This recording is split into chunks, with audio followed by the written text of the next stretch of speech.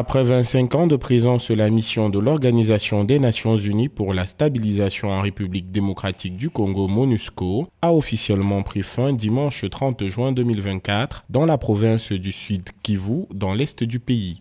Cela a été un immense effort conjoint avec le gouvernement de la RDC. Malgré les nombreux défis auxquels nous avons été confrontés, le retrait des troupes et des équipements s'est déroulé de manière ordonnée. Assurer la paix et protéger les civils est désormais entièrement entre les mains des Congolaises.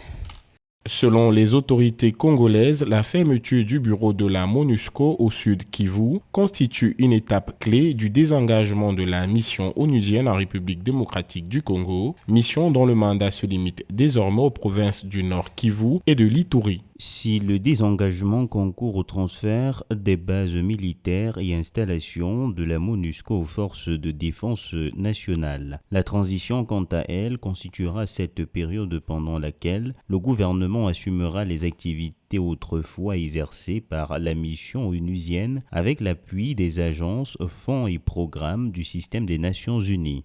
Depuis 2002, la présence de la MONUSCO au Sud Kivu a permis d'assurer une protection physique directe à près de 3 millions de personnes et de soutenir les forces armées congolaises par le biais d'opérations conjointes. Au cours des 20 dernières années, la MONUSCO a aidé à démobiliser plus de 4600 combattants et enfants associés à des groupes armés, à collecter et détruire plus de 44 000 munitions et explosifs. La mission a également contribué à l'acheminement du matériel électoral durant les élections. La MONUSCO, qui à la base était au Congo pour la paix et la stabilisation de ces pays, a très largement échoué dans ses missions pour la paix, mais jouait un rôle capital dans la stabilisation de ces pays, dans ce sens que dans certaines parties du Congo, la MONUSCO jouait presque le rôle de l'État en remplacement de l'État défaillant congolais.